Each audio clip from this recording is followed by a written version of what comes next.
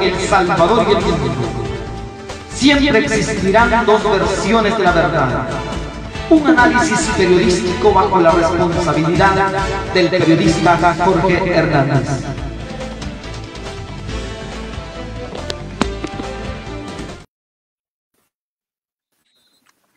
Muy buenas noches a toda nuestra amable audiencia que se va a ir conectando poco a poco.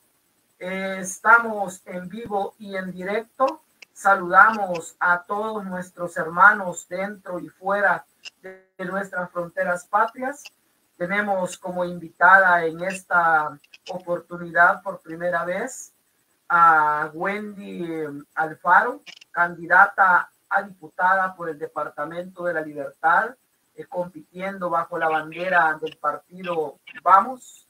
Vamos a conocer un poco también de ella en estos momentos. Creo que es importante para nuestra población que siempre ha estado esperando ese liderazgo joven, ese liderazgo de mujeres que vayan buscando el apoyar también a nuestra gente, a nuestras mujeres y a todo el gremio de personas de nuestro municipio y de nuestro departamento, y qué bueno tenerla en esta oportunidad. Adelante, Wendy, sea bienvenida, es un placer para nosotros y esperamos que no sea la primera vez de tenerla en nuestro programa. Buenas noches, un gusto estar con usted y con todas las personas que se van a conectar también. Un saludo. Anduvimos por allá por Zaragoza, ¿verdad? Y pues la verdad que fue muy agradable estar, bueno, en contacto con todos los habitantes de Zaragoza. Realmente eso nos motivó también a buscar un contacto más cercano y pues yo creo que también buena parte de su audiencia está concentrada en Zaragoza, pero también hay personas que asumo que también nos van a ver desde el exterior, personas que ya se conectaron. Un saludo a todas las personas que desde la diáspora nos están sintonizando. Así que ahora vamos a conocer un poquito más sobre su servidora, pero sobre todo de las propuestas que traemos, ¿verdad?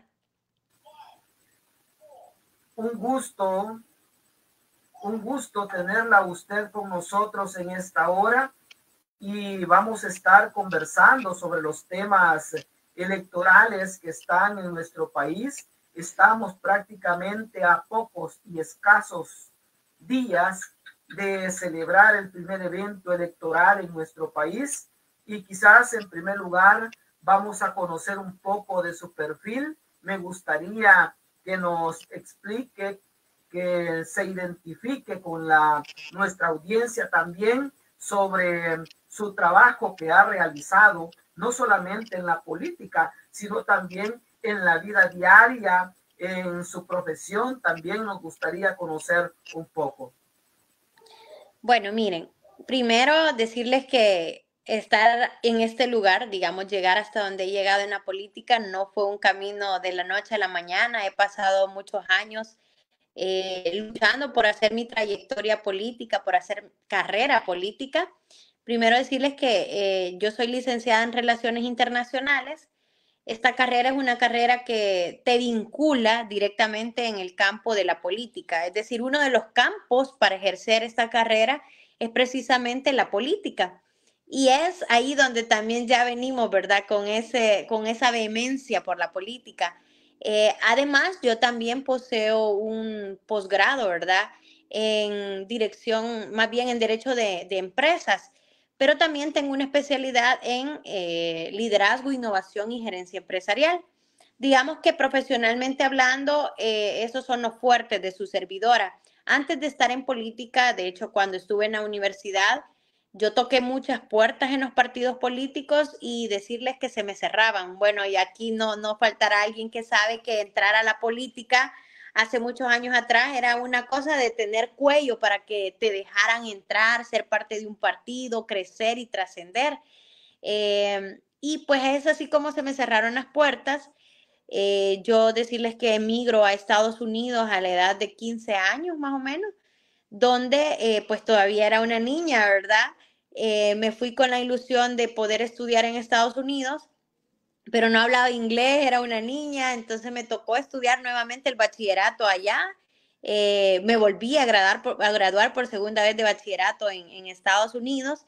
Y luego que me vi también un poco frustrada de que no podía continuar mis estudios universitarios allá porque eran muy costosos, la verdad, pues decidí regresar al país donde inicié esos estudios que ahora les estaba citando, que es mi carrera, ¿verdad? Decirles que yo me he desarrollado en diversas posiciones, desde posiciones operativas, ¿verdad? En una empresa hasta jefaturas. Es decir, sé lo que es estar tanto abajo como estar arriba, ¿verdad? Y creo que todo eso me ha ayudado mucho en el sentido de ser una persona más humana, ¿verdad? Más empática, sobre todo también el hecho de cuando me preparé en el tema de gerencia empresarial, es mucho, la filosofía a la que yo me apego es una empresa inteligente, pensada en trabajar con la gente de la mano, no como que si yo fuera una jefa, sino con líder, siendo una líder, ¿verdad? Siendo empática con las personas. Todo eso me ha ido ayudando, me ha ido forjando como mujer, ha ido forjando mi carácter profesionalmente también, pues decirles que todo eso me ha ayudado porque es mentira, todo trabajo te ayuda, desde el que vos menos te imaginás hasta aquellas posiciones que tú buscas conquistar. Entonces su servidora, como les digo, sabe qué es lo que es trabajar desde abajo hasta arriba, ¿verdad? También he liderado proyectos, he estado al frente de proyectos, jefaturas, y pues finalmente entro al ámbito de la política. Ingresé primero involucrándome en un movimiento ciudadano no partidario, en un contexto donde ya nadie creía en los partidos políticos. Entonces empezamos a capacitarnos y a capacitar a personas, a dar clases, ¿verdad? De política, de Estado, de gobierno, un poco de derecho, con ciudadanos, ¿verdad? Que estaban apasionados por la política y que ya no creían en los partidos políticos. Y es en ese trayecto donde yo me empiezo a dar a conocer en las redes sociales, especialmente en Twitter, donde yo era muy activa. Y pues empiezo a tener contacto con el partido Vamos. Decirles que antes de ingresar al partido Vamos y simultáneamente se estaba consolidando el partido político que ahora está en el gobierno. También tuve la oportunidad de poderme involucrar con ellos, pero eh, estando en este proceso de tomar decisiones, ¿verdad? De a dónde participar activamente porque el panorama a los no partidarios se les cerró completamente luego de muchas reformas que prácticamente bloqueaban esa posibilidad. Entonces empecé a evaluar opciones y definitivamente Vamos fue aquella opción que ofrecía un partido limpio, transparente, con valores, con principios, ¿verdad?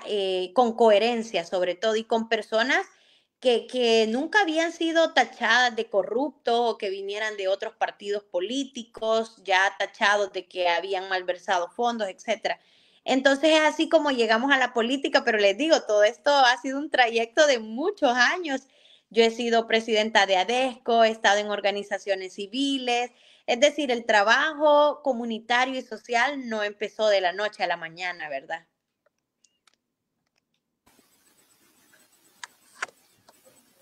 Quizás en ese sentido, pero ¿qué es lo que a usted le motiva el participar en la política? ¿Qué es lo que le motiva el buscar también un cargo de elección popular? Porque como hemos visto en nuestro país, las mujeres como que son un poco más cuidadosas en entrar en la política porque conocen perfectamente de qué se trata, conocen que existe mucha difamación, saben que prácticamente la crítica va acompañada todos los días y es el desayuno, almuerzo y cena que viven las personas que entran a este proceso de la política en nuestro país. Conocen perfectamente que la mayoría de personas son irrespetuosas. Cuando alguien está en la política, no hay mucho respeto, especialmente en estos procesos electorales. ¿Qué es lo que a usted le mueve el ser parte también ahora de una candidatura buscando un cargo de elección popular? Bueno, mire, primero decirles que su servidora está en política no solo por la simple aspiración de querer llegar a un cargo. Como ya les decía, mi carrera me capacita y me habilita para desarrollarme en el ámbito de la política. Entonces, digamos como cuando uno estudia una carrera, obviamente tu sueño es ejercerla porque es lo que te nace, es tu pasión, es lo que haces como, ¿verdad? Como lo haces espontáneamente porque es lo que te gusta. Pues estar en política para mí es eso, es esa pasión, ¿verdad? Es por lo que yo estudié, era mi sueño realizarme en el ámbito de la política y aplicar todos esos conocimientos técnicos y teóricos que uno aprende en las aulas de la universidad. Pero también por medio de la política, esa pasión luego se convierte también en un trabajo social bien cercano a la población. Es decir, el solo hecho de saber que tu trabajo puede incidir en la vida de otros, de comunidades enteras, ¿verdad? Yo creo que todo eso me motiva mucho. Decirles que yo también estaba haciendo, bueno, desde muy pequeña estuve muy vinculada también al trabajo comunal mediante las iglesias, ¿verdad?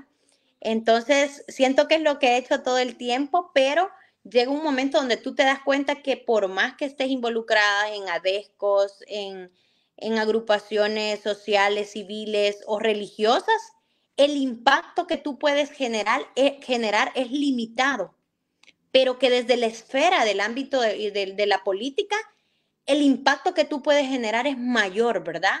Entonces yo creo que esa es una de las motivaciones que yo tengo. Yo ya soy funcionaria pública, yo soy concejal de la alcaldía de Santa Tecla. En las pasadas elecciones yo me postulaba como candidata a alcaldesa, obviamente no logré ganar, ¿verdad? La alcaldía, pero sí logramos quedar en tercer lugar aquí en Santa Tecla y su servidora entró dentro del Consejo Plural, ¿verdad? Y es desde ahí, pues, donde nosotros hemos hecho muchos proyectos, de hecho, que se han ejecutado aquí en Santa Tecla, han venido de su servidora, ¿verdad? Y eso me llena de mucho orgullo y el alcalde lo sabe todo su equipo, porque me reuní con él, con todo su equipo, ¿verdad? Les presenté las propuestas y las propuestas se ejecutaron, no de la manera que su servidora las había planteado, pero al final de cuentas he realizado una gestión muy propositiva, muy proactiva, independientemente si solo era un voto. Incluso me atrevo a decir que mi papel ha sido mucho más protagónico que el papel de todos los regidores del mismo oficialismo que están gobernando en Santa Tecla. Así que esa es una de las aspiraciones, es una pasión por lo que pues a mí me encanta hacer, ¿verdad? Y cuando lo hago trato de hacerlo de la mejor manera.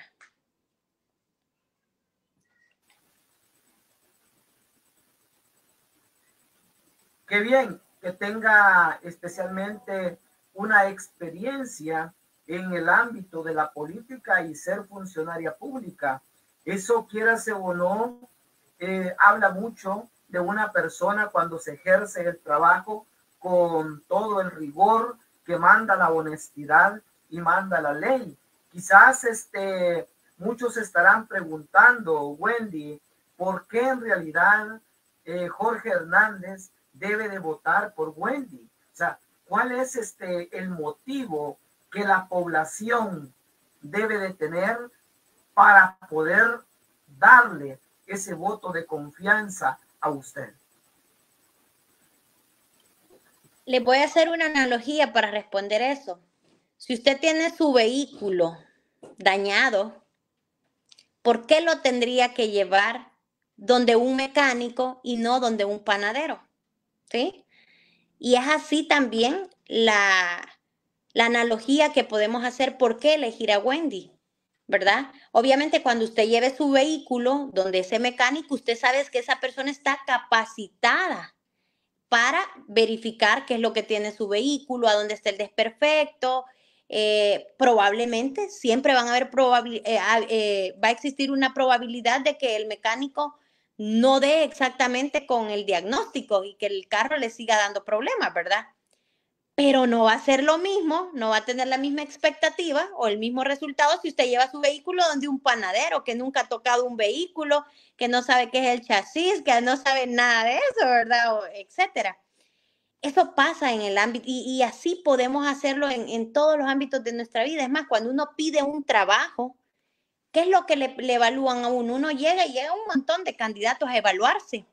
pero el reclutador lo que verifica es que usted esté competente, que usted tenga las competencias para el cargo que está aplicando, que usted sea proactivo, porque también lo otro es que usted puede tener la preparación académica y todo, mas no tener aquellas habilidades directivas o las destrezas que también se necesitan.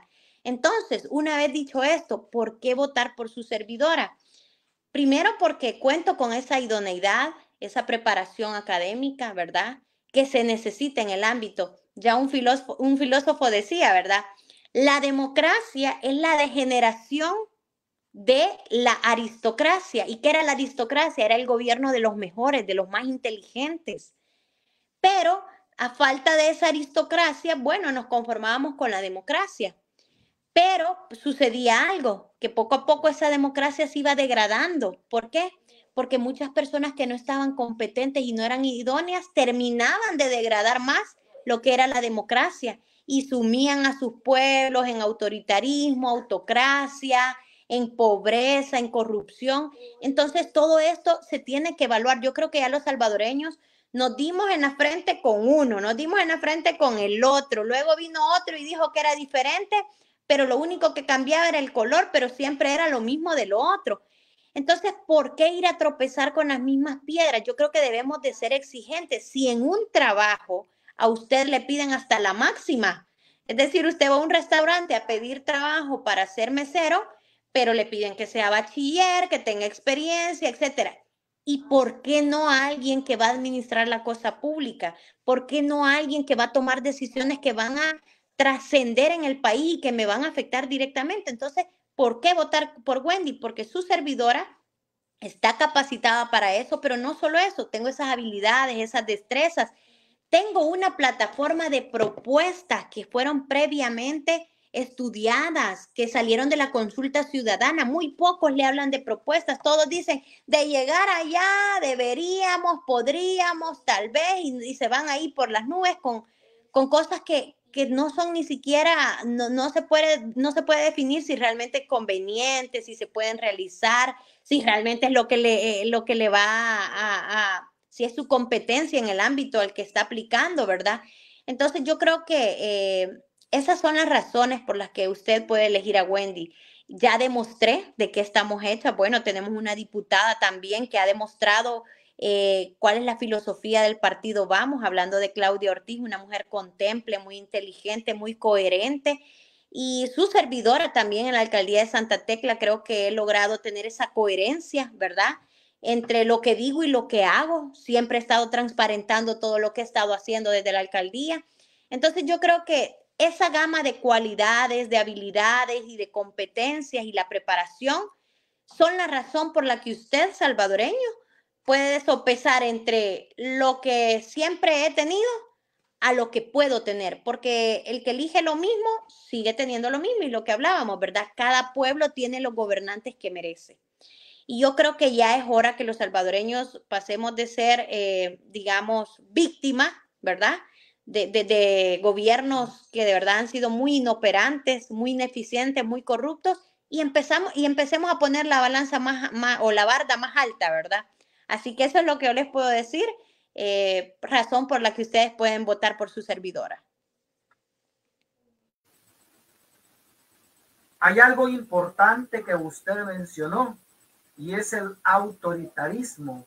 Yo creo que ese defecto lo vivimos en la actualidad con el oficialismo. Lamentablemente ha llegado gente prepotente a la Asamblea Legislativa que se ha dedicado solamente a mirar a los demás, a la crítica, pero nunca a ejercer el trabajo por el cual fueron elegidos.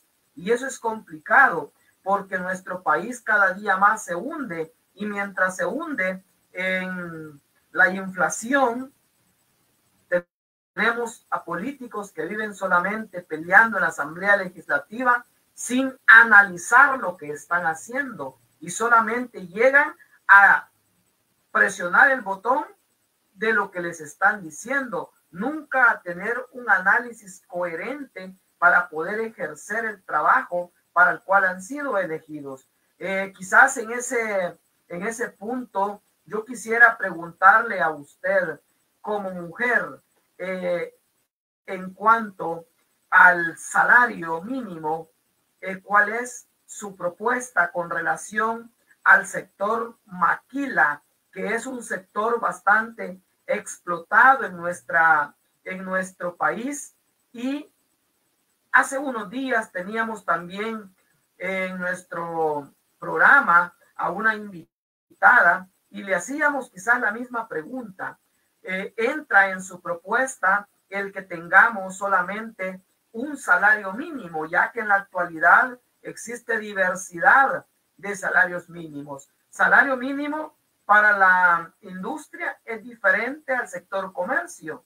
Salario mínimo para la agricultura es diferente tanto para la industria como también para el comercio. O sea, ¿por qué este sector, como el sector maquila, el sector industrial, que es el que más trabaja, el más explotado, tenga que tener un salario totalmente bajo al salario del comercio? Yo considero, no sé usted, pero de mi forma de pensar, que se debe de hacer una igualdad en los salarios, porque también la mayoría que trabaja en maquila son mujeres y no es justo que son explotadas y están recibiendo un salario totalmente más bajo que el del comercio. Quisiera escuchar su propuesta en cuanto a este tema.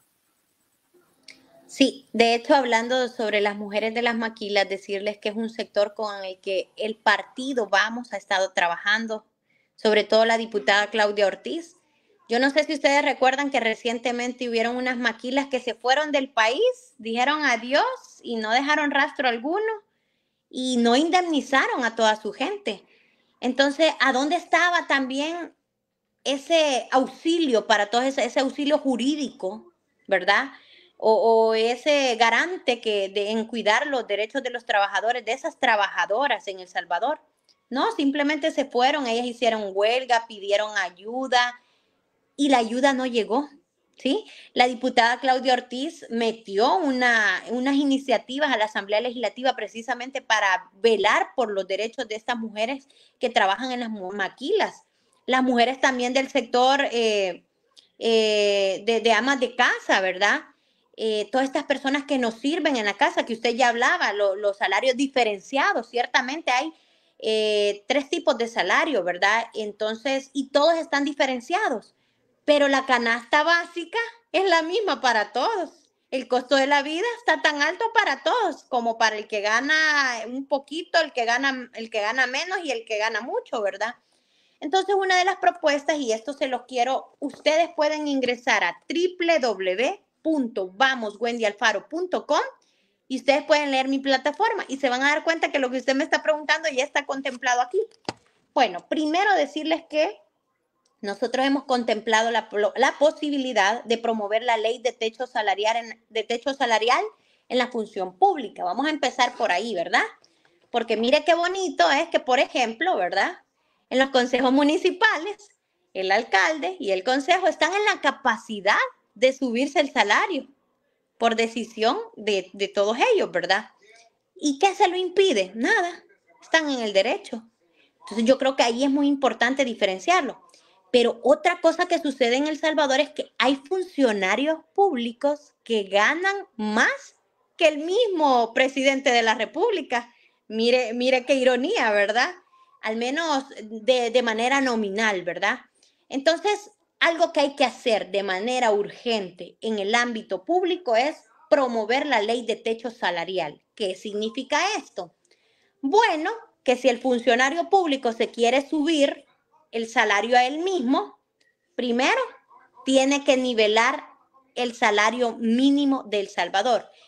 ¿Qué significa esto? Vaya, que se establezca, digamos, por función, por cargo, por institución, la lista de todos los salarios que van a existir y, por ejemplo, decir, vaya, el presidente va a ganar tantos salarios mínimos, que esté sujeto, ¿verdad? A que va a ser el equivalente a tantos salarios mínimos. Los diputados van a ganar el equivalente a tantos salarios mínimos. ¿Qué significa? que si quieren subir el salario del presidente, del diputado, de los alcaldes, de los funcionarios públicos, como ya está sujeto a cuántos salarios mínimos, entonces lo primero que tienen que hacer es subirle al salario mínimo, ¿sí? Para ser todos equitativos. No es lo mismo hablar de igualdad que de equidad, ¿sí? La Constitución reconoce la igualdad de todos los salvadoreños, pero hay que tener en cuenta que esa igualdad hace una referencia de la igualdad de los desiguales. Y les pongo aquí el ejemplo para no tampoco confundirlos con mucho tecnicismo.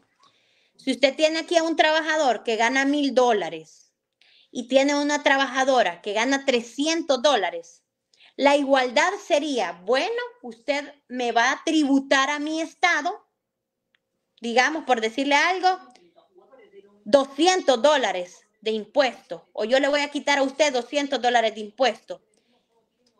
A lo mejor ahí sí hay igualdad, porque le están quitando al que gana más como al que gana menos, le están quitando la misma cantidad, pero no hay equidad. ¿Por qué? Porque el que menos tiene sí se va a ver afectado y no puede dar más de aquel que gana más. ¿Me entienden?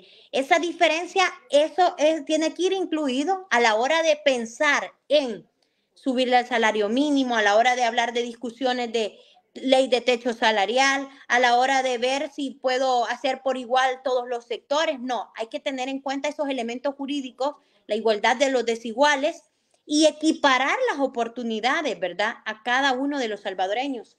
Entonces, eso es algo que nosotros sí hemos estimado, ¿verdad? Está enlistado, obviamente es algo que se tiene que dar bajo un estudio técnico, hacer análisis con expertos, ¿verdad?, evaluar las diferentes aristas que están implícitas, pero sí lo hemos considerado en nuestra plataforma y ustedes lo pueden ver ahí.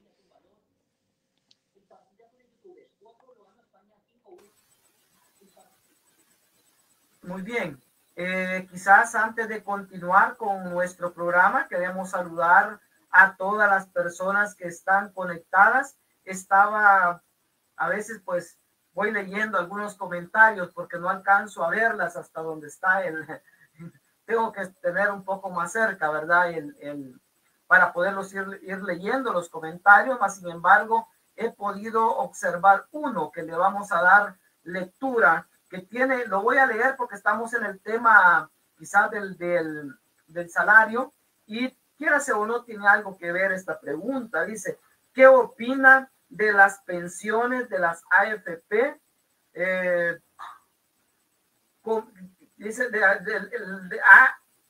Dice, ¿qué opina de las pensiones de AFP Arena? Comenzó y después el FMLN. Dice, hoy siguen malas ideas, escribe él, ¿verdad? Pero son nuevas ideas. A estos sinvergüenzas les dicen, a los que les dieron el 25%, el gobierno se lo están comiendo. No entiendo sinceramente muy bien la pregunta, pero quizás nos vamos a quedar con el primer párrafo. ¿Qué opina usted de la reforma de pensiones? ¿Sí? Si existe dentro de sus propuestas alguna alternativa o alguna propuesta sobre este tema tan importante y que es preocupante para nuestra población, en el caso que está en juego también el futuro de nuestra gente salvadoreña, de los trabajadores, qué futuro les espera cuando se vayan a jubilar, cuál es su propuesta en este tema. Lo digo en el momento porque estamos hablando de una igualdad de salario mínimo y quiérase o no, del salario mínimo depende también depende el aporte que se da a las AFP.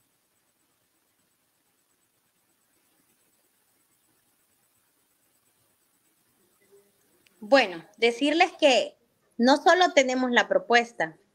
Justamente la semana pasada nos hicimos presentes en la Asamblea Legislativa, no sé si ustedes se dieron cuenta, pero por medio de la iniciativa de ley que tiene nuestra diputada Claudia Ortiz, ya presentamos una serie de reformas en materia de pensiones. nada más le voy a explicar algunas, ¿verdad? Porque son varias, de hecho no es solo a una ley que se le está haciendo la reforma, se está reformando la ley de pensiones, pero también se emitieron reformas o al menos por medio de anteproyecto de ley, ¿verdad? La solicitud para hacer también reformas a la ley de las AFP, ¿verdad? ¿Qué es lo que sucede? Mire, ya tuvimos administrando, bueno, más bien manejando nuestras pensiones al partido Arena, ¿verdad? Ellos utilizaron un sistema que obviamente no benefició a la población y fue un fracaso.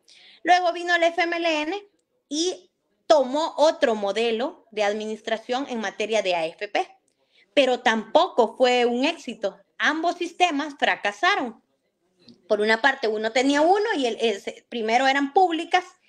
Y cuando eran públicas, pues ciertamente, ¿verdad? El dinero como que también, ¿verdad? Se fugaba.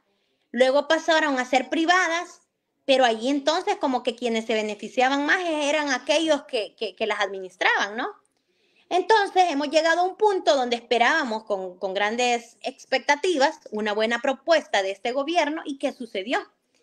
Que nos engañaron, porque muchos estaban esperando esa reforma para ver si se podían pensionar, ¿verdad? Para ver si se podían jubilar, porque hay muchas personas que ya están deseando descansar, pero ciertamente el costo de la vida está muy alto, las personas tienen sus deudas, tienen préstamos, entonces estaban esperando a ver cuál era esa propuesta, ¿verdad?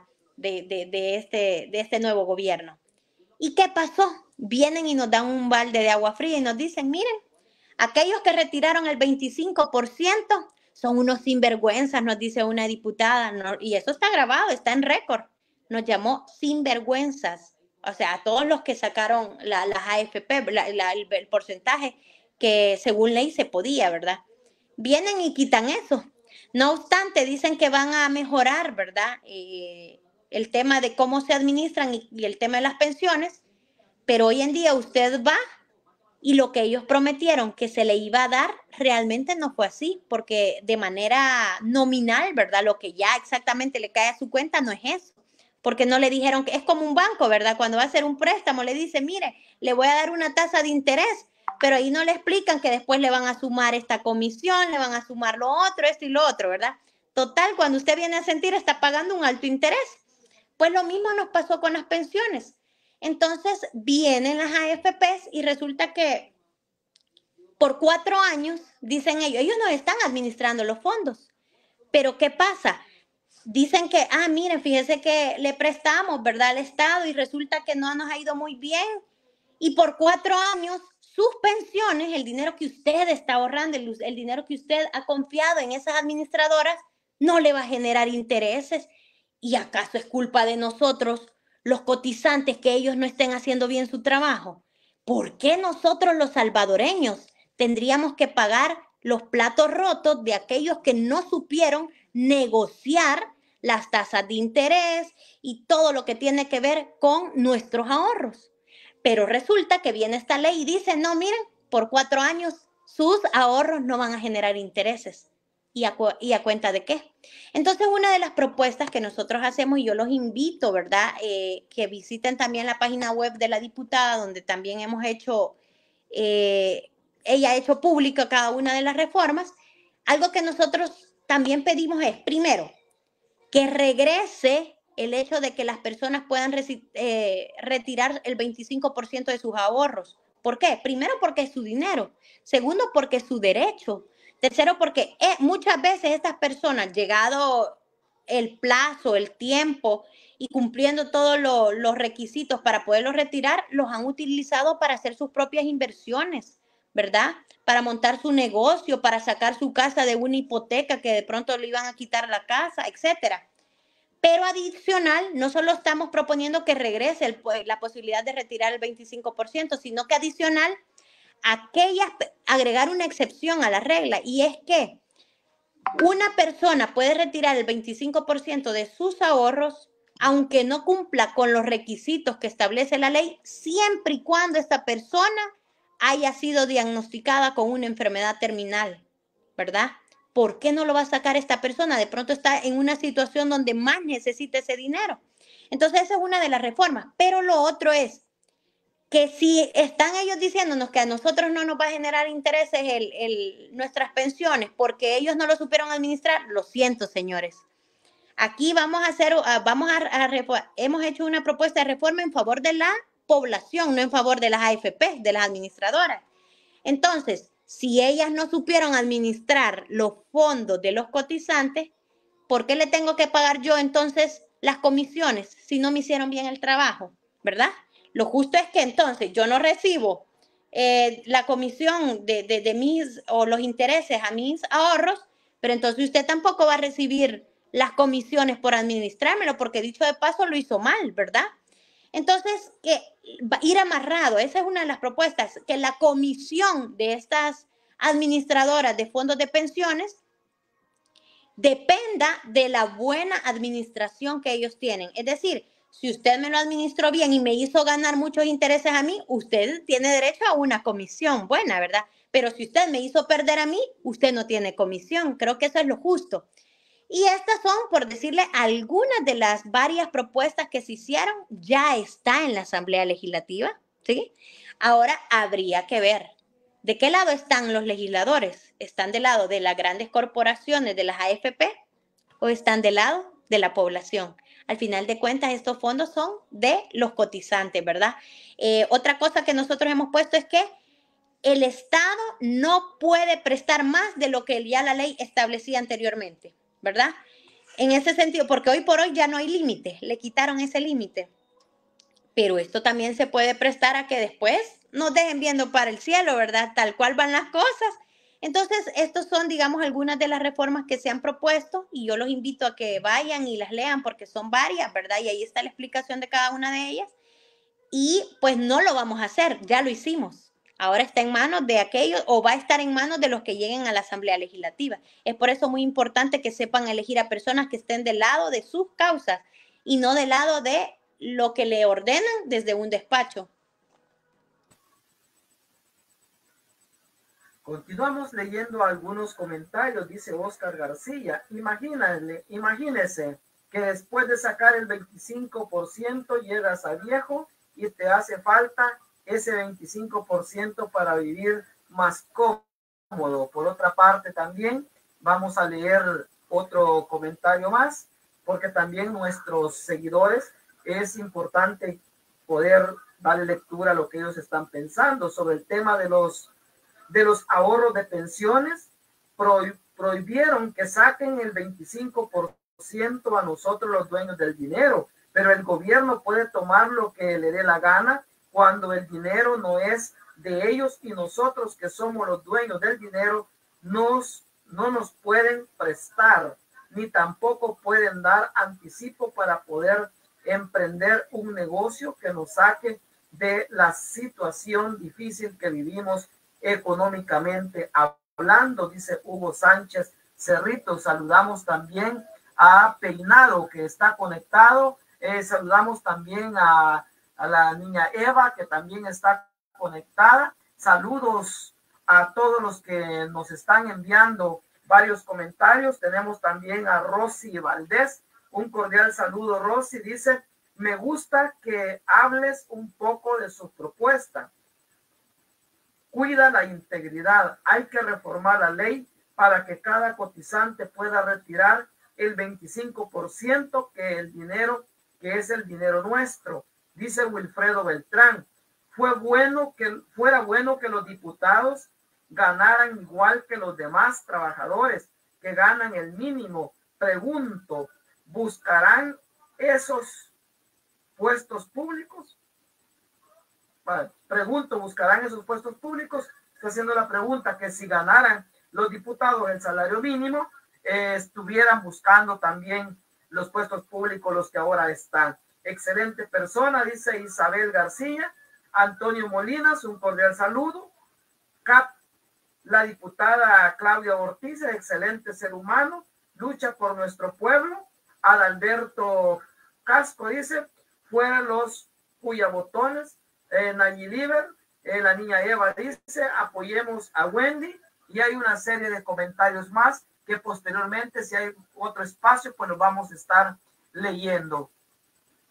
Quizás Está bueno la interacción que están haciendo con los comentarios de acuerdo al tema de las pensiones. Creo que es muy importante que tomemos estos temas porque es parte de la economía que va a tener nuestro pueblo trabajador cuando se vayan a jubilar.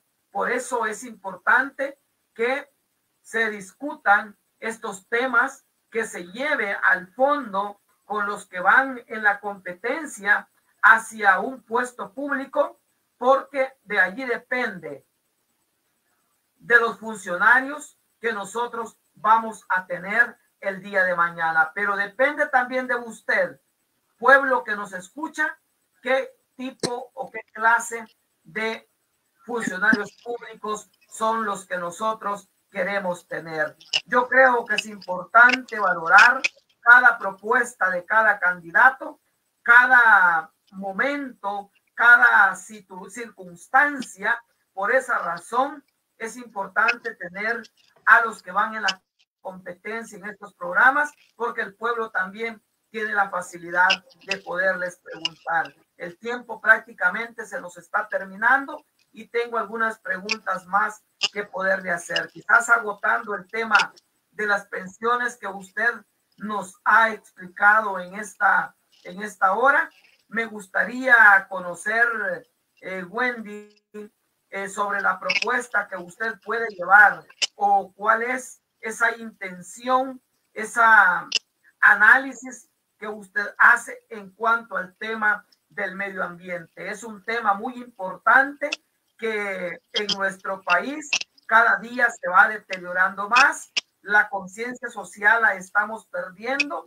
¿Y qué medidas o cuál es la propuesta que usted tiene en cuanto al tema de recursos naturales en nuestro país?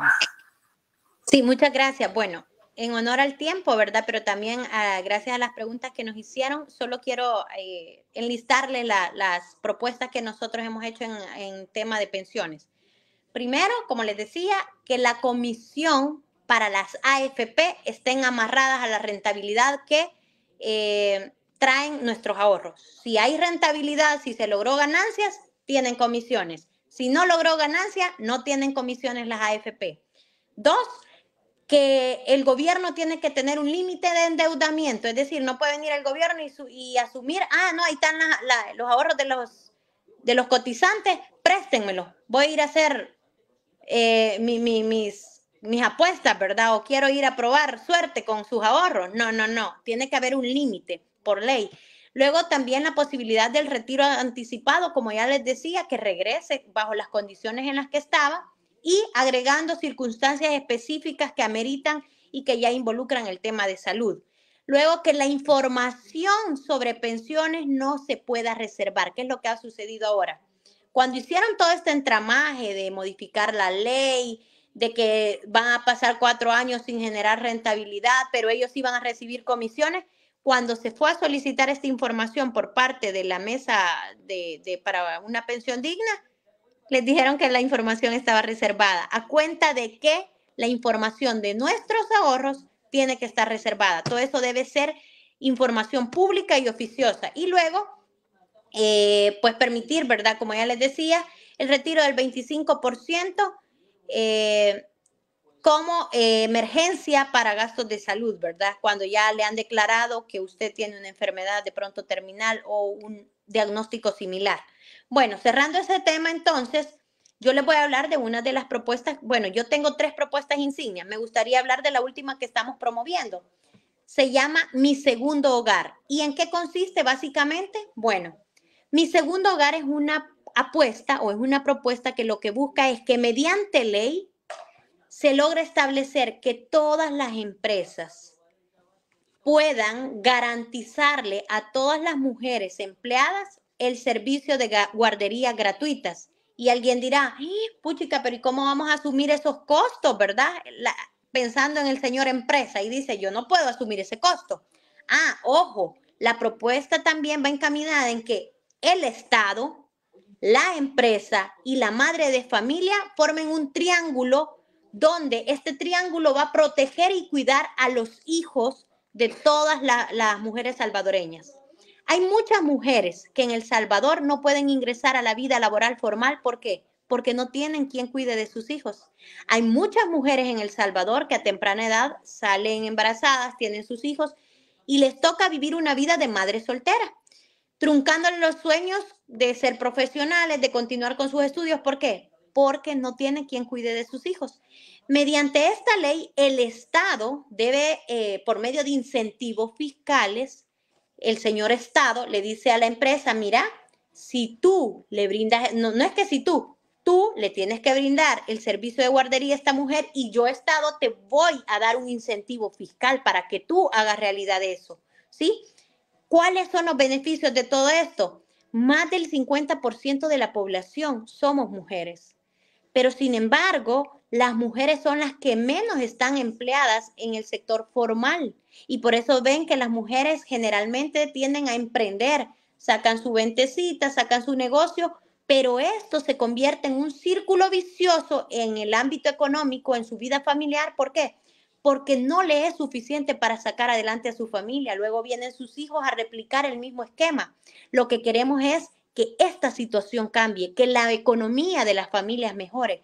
Si hay dos personas en el hogar trabajando y sus hijos están bien cuidados, obviamente la economía de esa familia va a crecer. Entonces, con esta ley se busca precisamente eso. Ya hay una ley que se llama la Ley de la Primera Infancia que aborda el tema de los CAPI o Centros de Atención a la Primera Infancia. Pero ¿qué pasa con esta ley? Esta ley se quedó cortita para la realidad de las mujeres, porque esta ley solo pensó en el infante, ¿verdad? Pero no pensó en las mujeres. Con esta ley que yo lo estoy proponiendo, ya sea vía reforma a la Ley de la Primera Infancia o ya sea vía una ley especial, lo que se busca es también proteger a la madre. Los CAPI en esta ley, que todavía tampoco han entrado en vigencia, se está prorrogando porque no están listos para echarla a andar, dicen que la mujer va a tener derecho a que le den este servicio con hijos de hasta 4 años. Pero ¿y qué pasa si ya mi hijo tiene 7 años, 8 años, 10 años? O sea que ya yo igual me quedo en la misma situación. No, la propuesta que yo estoy haciendo es que este servicio dé cobertura a niños de hasta 12 años, donde ya están entrando a una adolescencia, ya tienen más conciencia de autocuido y todo eso, pero abajo de los 12 años todavía estos niños no son tan conscientes, ¿verdad? Entonces esa es una ley que definitivamente va a ayudar a las familias y a las mujeres también. Otra de las leyes insignias que yo estoy proponiendo es la Ley de Ciudades Intermedias Ecosostenibles. ¿Qué significa? Tenemos a la gran ciudad y tenemos el campo. Por una parte tenemos hacinamiento y concentración de las industrias económicas y productivas en la urbe, en la urbanización. Pero por otra parte yo tengo el campo con tierras ociosas, sin tener dinamización económica, donde las personas solo lo ocupan de dormitorio, donde no hay ni siquiera servicios básicos. Entonces, con la Ley de Ciudades Intermedias lo que se busca es generar polos de desarrollo en medio de estos dos contextos, ¿sí? Convertir esas tierras ociosas en tierras productivas. Por medio de incentivos fiscales, hacer que las industrias nativas de esos lugares, ya sea agricultura, ganadería, artesanía, puedan crecer. Pero no solo eso, yo le digo a la empresa, mira, señora empresa, si tú vas e inviertes en esta zona, tú vas a tener tal incentivo fiscal. Entonces, ¿todo eso se puede hacer? Sí, se puede hacer. ¿Y le compete al órgano legislativo? Sí, porque el tema de incentivos fiscales se aprueba en Asamblea Legislativa. Entonces, aquí en mi propuesta, que ustedes nuevamente repito, yo les digo, aquí está, miren, Ley de Ciudades Intermedias Ecosostenibles. Esto no es un invento mío. Yo lo estuve analizando y estudiando y finalmente me topo con un estudio de la CEPAL. La CEPAL es un proyecto que desarrolla a nivel de América Latina, incluso en Europa ya hay testimonio, ya hay prueba de que esto ha funcionado. Esto podría venir a mejorar la economía, va a generar fuentes de empleo. ¿Por qué? Porque si yo les digo a la empresa, vayan a invertir allá, obviamente me van a abrir fuentes de empleo donde no tenía. Si yo le digo a la industria de vivienda, mire, en esta zona, si usted realiza proyectos habitacionales, pero con enfoque de vivienda social, es decir, la vivienda a la que sí pueden acceder los salvadoreños, la mayoría de los salvadoreños, porque hoy por hoy hay proyectos habitacionales que no son para los salvadoreños. o al menos no son para la mayoría, solo para el 1% de los salvadoreños. Esos grandes proyectos donde una vivienda le cuesta $200,000, $300,000, que no están al alcance de la realidad de El Salvador. Entonces, por medio de este proyecto de ciudades intermedias, usted va a lograr dinamizar la economía, mejorar la infraestructura, brindar la oportunidad de proyectos de viviendas sociales para que las personas obtengan su vivienda, trabajo, mejores fuentes, más bien el desarrollo de infraestructura que se va a originar en la zona, oferta y demanda para los emprendedores, etcétera, ¿verdad? Así, y finalmente la otra propuesta, que son mis 3 propuestas insignia, es parlamento abierto. ¿Y eso se necesita ley? No, no se necesita ley, solo se necesita que el legislador esté en la capacidad de conocer la función pública y implementar buenas prácticas. ¿Y cómo se va a hacer esto? Bueno, su servidora propone buscar la alianza con las instituciones internacionales que ya trabajan en eso. Dicho de paso, hablo de la Alianza para un Parlamento Abierto. ¿Y qué es esto? Es una organización que le establece altos estándares internacionales para administrar la cosa pública o ser un funcionario público transparente, que promueva la participación ciudadana, que sea íntegro, que sea ético, que dé rendición de cuentas, entre otros. Todo esto que le he hablado está en esta plataforma. ¿Y a dónde la puede obtener? Si usted ingresa a www.vamoswendyalfaro.com, usted fácilmente la puede descargar en PDF y leerla, ¿verdad? Así que básicamente esas serían las propuestas que su servidora lleva. Muy buenas propuestas, Wendy. Sinceramente creo que merece la oportunidad de estar en un cargo público, pero igual quizás para finalizar le vuelvo a retomar la pregunta. Me gustaría escuchar su propuesta en cuanto al medio ambiente, que es un factor importante, un sector que en nuestro país nos preguntamos qué va a pasar en unos 10 años, 15 años de aquí en adelante. Yo no sé si usted lleva esa propuesta o qué alternativa lleva con relación a este tema. Esto entra no solamente, bueno, en el recurso natural entra todo, entra el agua, el medio ambiente, la flora y la fauna. ¿Cuál es esa propuesta que usted lleva?